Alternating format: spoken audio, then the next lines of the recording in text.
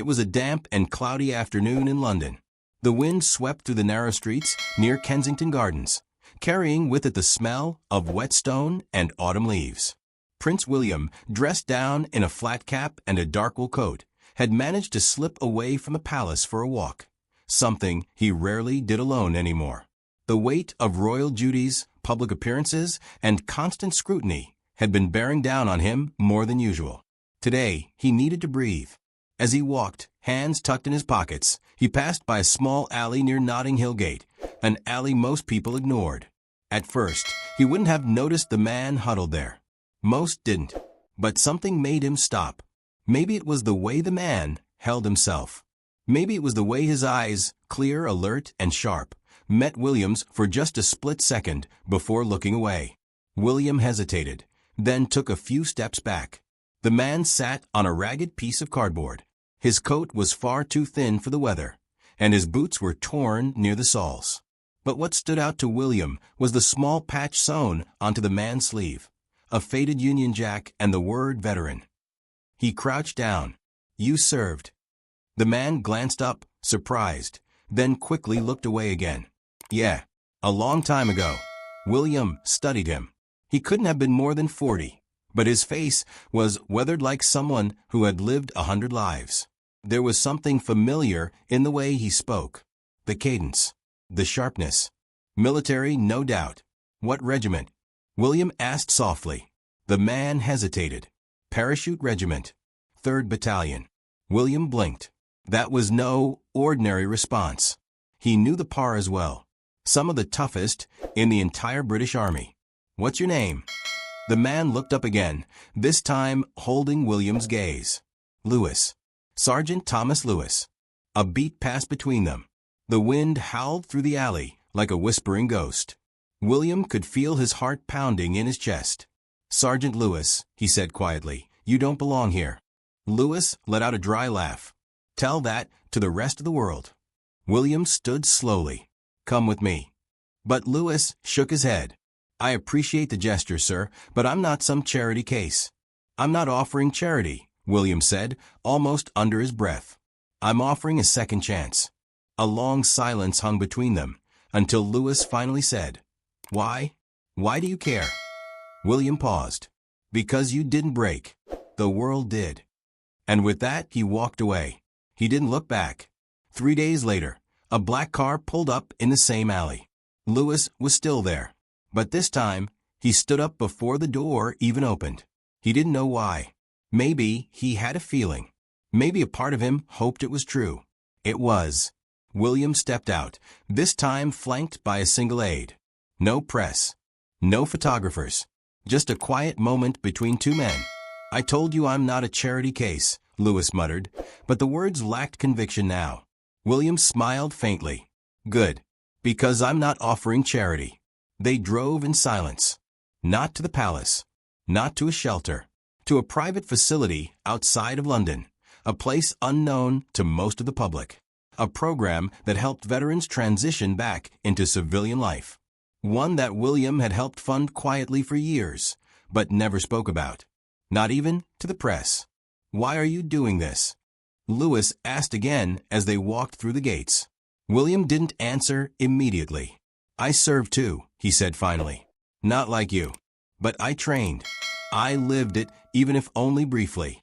I saw what it did to the men around me, and I swore I'd never forget them."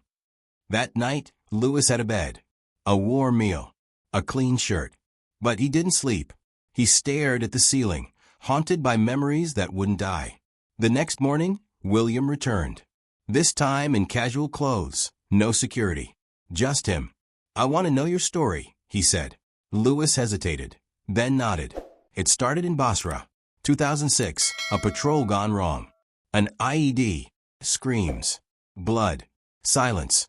He talked about losing men he called brothers. About coming home to silence. About feeling invisible. Useless. Forgotten. "I didn't ask for handouts," he said, voice shaking. "I just wanted someone to see me, to remember what I gave." William sat in silence, absorbing every word. And then he asked, "What would it take for you to come back?" Lewis looked at him, confused. to society, to life. What would it take? Lewis didn't answer. Maybe he didn't know. Maybe he was too afraid to believe it was possible. But William was already making plans. He pulled strings. He called in favors. He arranged a full psychological evaluation, job training, and even a private meeting with a senior commander in the Ministry of Defense. Lewis tried to push back. He didn't want to be anyone's project. But one afternoon, William said something that stuck. "You carried this country on your shoulders when no one else would. Let us carry you now, just for a while." Weeks passed, then months. Lewis changed, slowly, but visibly. His shoulders straightened. His eyes cleared. He began helping other veterans in the program. Men broken like he was. He became Sergeant Lewis again. And then something unexpected happened. A leak. A tabloid picked up on the story. Prince William's secret meetings with homeless veteran. Photos. Speculation. Rumors. It was everywhere. Lewis was furious. "I told you I didn't want this circus." William looked at him calmly. "Neither did I." But the damage was done. Reporters camped outside the facility. Cameras flashed. Questions flew. And then it got worse. Someone dug into Lewis's past. A dishonorable discharge? Rumors.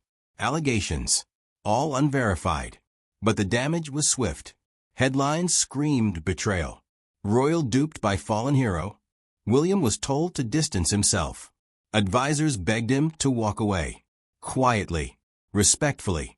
He refused. "I believe in him," he said. "And I don't abandon those I believe in." But the pressure was mounting. Public opinion was splitting. Supporters rallied behind Lewis. Others demanded an investigation. And then one morning, Lewis vanished. Gone. No note. No trace. Just his empty bed. William was furious. Not at Lewis, but at the system. At the endless cycle of lifting someone up only to tear them down. But then a message. A single envelope. No return address. Inside a photograph. William and Lewis sitting together on a bench, smiling. And on the back, scribbled in shaky handwriting. "I'm not running. I'm proving something. You believed in me. Now I have to believe in myself." For weeks, there was silence. Then another twist. A video surfaced online. Grainy, low quality, but unmistakable. It showed Lewis in Manchester, pulling a man out of a burning car seconds before it exploded. No helmet. No gloves. Just raw instinct. It went viral. Homeless veteran who vanished saves life in fiery crash. William saw the video in disbelief. The man he had once found huddled in a cold alley now stood tall, bloodied and bruised, holding a stranger's life in his hands. The media flipped. Public sympathy surged. People began calling him a hero again. But still no one knew where he went. Until one day, months later, William received another envelope. This time with a return address. A small town in Scotland. He flew there the next day. He found Lewis living in a modest cottage by the sea, working as a counselor for struggling veterans. Quiet. Out of the spotlight. William didn't speak at first. He just stood there, watching as Lewis helped a young man learn to walk again after losing both legs in Afghanistan. Then, finally, he said, "I thought you disappeared." Lewis looked over and smiled. "I did. From the noise. But not from the mission." William nodded slowly. "So what now?" Lewis looked out at the ocean, then back at the rehab center he'd helped build. "Now, we keep going. There are others out there, just like I was. Lost. Cold. Invisible." William stepped beside him. "Then let's go find them." They stood in silence for a moment. Two men, one born into privilege, the other shaped by pain. Different paths. Same mission. Neither of them knew that someone had been recording. A staff member, unaware of the privacy the moment deserved, had taken a short clip from the window.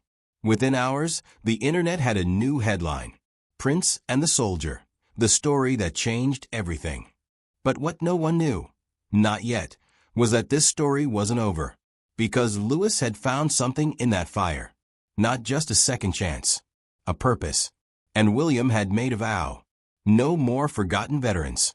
No more silent suffering. And in a world full of noise, their mission would begin with a whisper. A whisper that could grow into something unstoppable.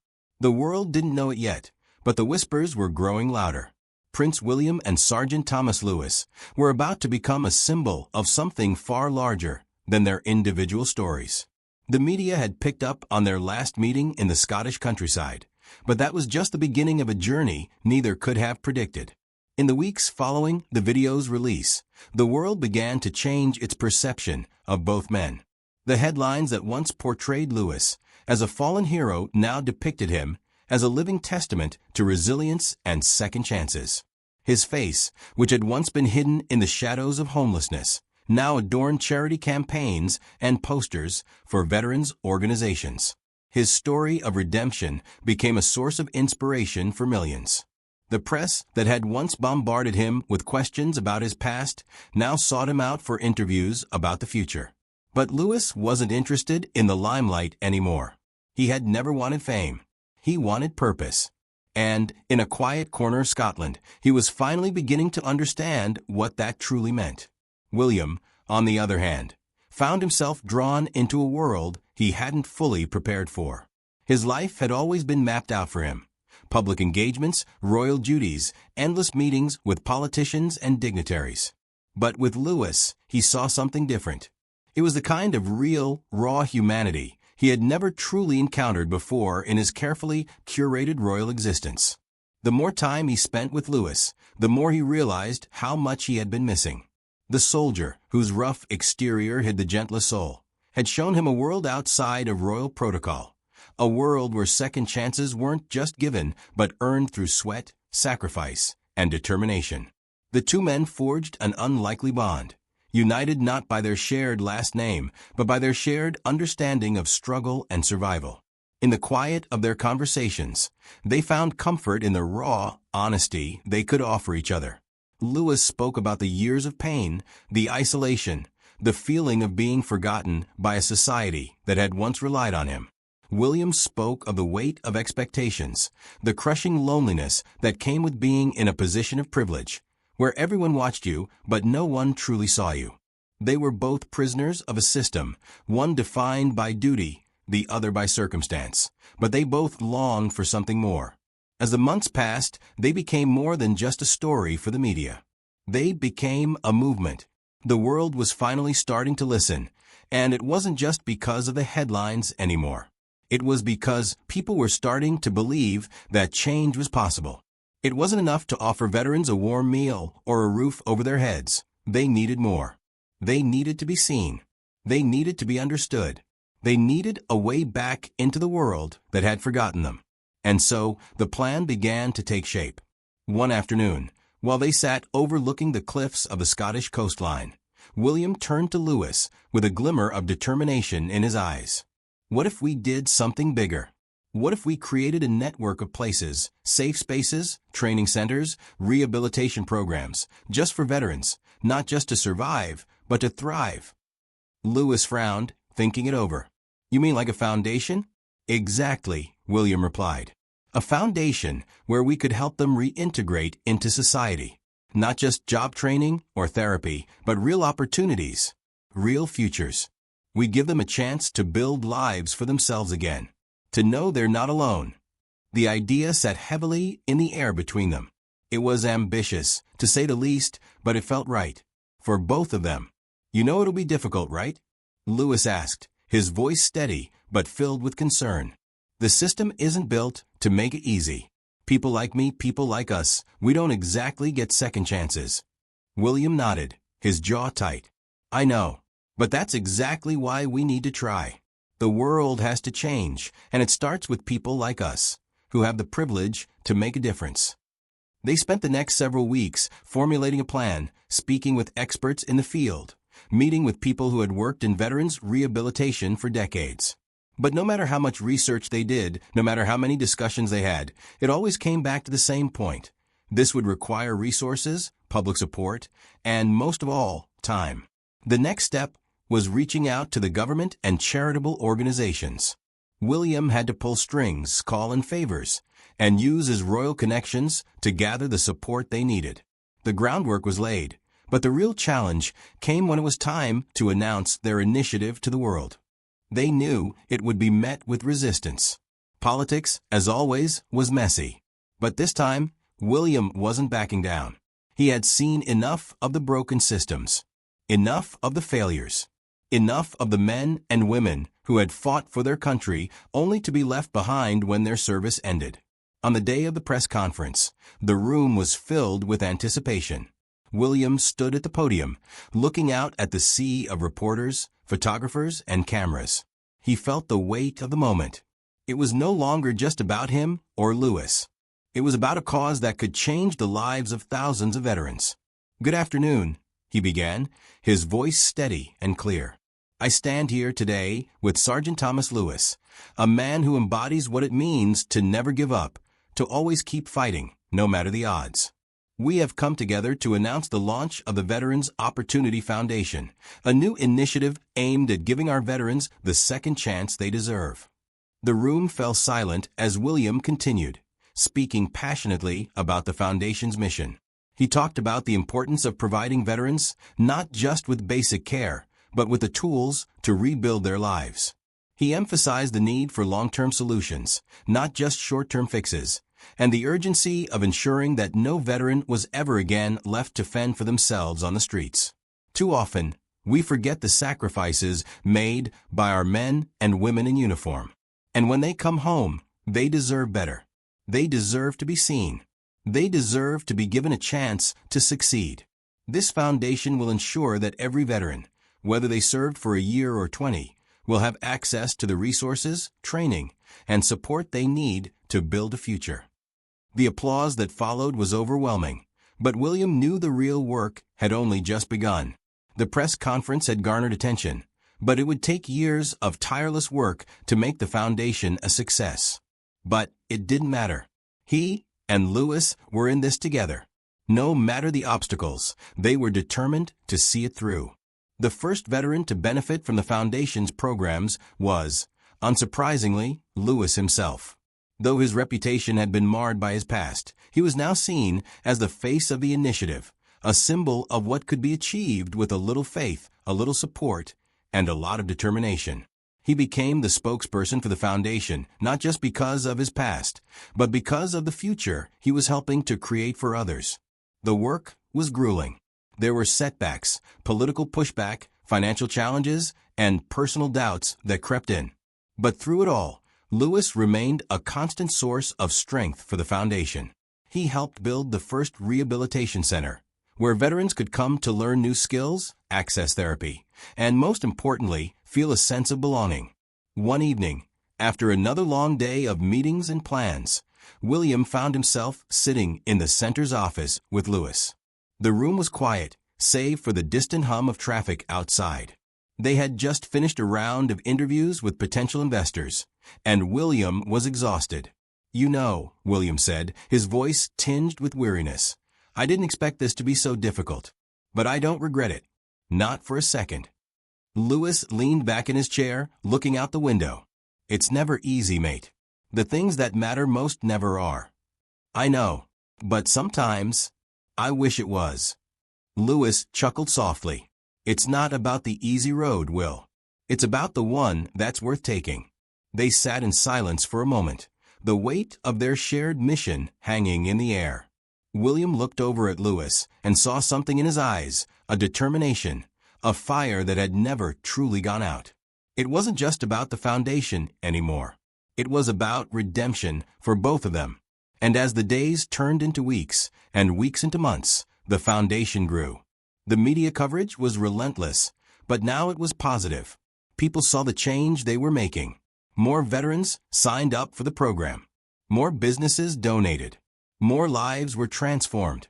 But for all the success, there was still so much work left to do. The journey wasn't over. It would never be over. In the quiet of their shared mission, William and Lewis realized that the battle wasn't just for veterans. It was for the soul of society itself. And as long as they were fighting together, they knew they could keep going, no matter what. And so, they continued, one step at a time, one veteran at a time, determined to never let anyone fall through the cracks again. As the months passed, the Veterans Opportunity Foundation gained more traction than either Prince William or Sergeant Lewis had anticipated. The momentum was undeniable, but with success came an overwhelming pressure. They were no longer just working on a small initiative. They were pushing a global cause, challenging governments, and working alongside some of the largest charities in the world. While William had the privilege of royal connections, the battle was not without its share of struggles. People's attention was fleeting, and not everyone believed that such a monumental change was even possible. But William's resolve was unwavering, and Lewis, now a proud ambassador of the cause, was his rock. It wasn't just the veterans who needed help. As time passed, they started realizing that there were families behind the veterans, wives, children, brothers, and sisters, who were also affected by the mental and emotional toll of war. It became clear that they couldn't just build centers for veterans. They needed support programs for the families as well. So the initiative began to evolve. What started as a simple idea of helping homeless veterans now extended to rebuilding families and providing stability for future generations. The programs expanded to include mental health support, financial literacy for families, and career development services. While Lewis was spearheading the work on the ground, speaking to veterans and their families, William focused on leveraging his royal status to draw in attention and funds. It was no small feat. Government officials were often resistant to allocate significant resources to a cause they saw as a soft issue. And many of the largest corporations William approached viewed the foundation as a long-term, uncertain investment. Yet, it was in those moments, when the odds seemed stacked against them, that William and Lewis drew the most strength. They had something more powerful than money or status. They had a mission. And that mission fueled them more than any royal title or position of power could. There were difficult moments. At one point, a major investor withdrew from the project, citing concerns over the viability of the foundation's long-term sustainability. The move rocked the team, but it was during these trials that Lewis's influence shone brightest. "You can't expect everything to go smoothly," he told William after the loss. "You don't stop because the road gets rough. You keep moving forward. Because what we're doing is bigger than one company or one person. It's about creating a change that will last long after we're gone." It was exactly that mentality that helped keep the foundation going.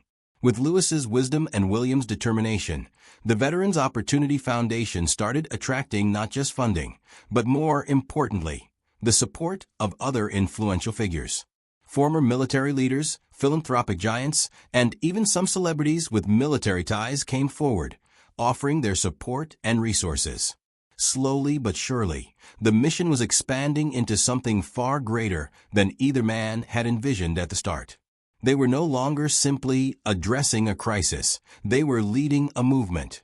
The first major step forward was the opening of the first Rehabilitation and Reintegration Center in Edinburgh. It was a gleaming symbol of the changes they had fought for. The center wasn't just a place to shelter those who had fallen through the cracks. It was a place to rebuild. Inside, veterans had access to a fully equipped training facility where they could learn everything from carpentry to coding. There were job placement services, financial advice, and most importantly, therapy, both individual and group-based. There was even a wellness center where veterans could learn mindfulness techniques and coping mechanisms for post-traumatic stress disorder, PTSD. The grand opening of the center was a momentous occasion. Prince William gave a heartfelt speech, praising the work done by all those involved in the initiative. And standing beside him, looking every bit the proud warrior he was, Lewis spoke of his own journey, from a soldier in the field to a man fighting for a new future. "I never thought I'd be standing here doing this," he said, his voice a little raspy with emotion. "But here I am, and I'm here because I know this place will save lives. And it's only the beginning." The first few veterans to enter the center were skeptical. Some had been on the streets for years, while others had been in and out of government-run programs that hadn't helped them. Trust was a difficult thing to earn, especially when it came to those who had been failed time and time again by the systems that were supposed to help them. But as the weeks went on, those doubts began to fade. The center wasn't a temporary solution. It was a new beginning. And for some veterans, it was the first time in years that they felt truly seen. However, despite the immense success of the center, the challenges weren't over. The demand for the foundation's services grew far quicker than they had ever anticipated. More and more veterans were reaching out for help, and William and Lewis found themselves struggling to keep up with the ever-growing number of requests. And though the media had largely embraced their mission, there were still skeptics. Those who believed that offering such extensive support was too ambitious, that there would never be enough funding to sustain the project long-term. Some even questioned the idea of using royal influence to tackle a problem they felt was best left to governmental bodies or private organizations. That's when William realized that the foundation would never be able to succeed if it was entirely reliant on traditional fundraising models.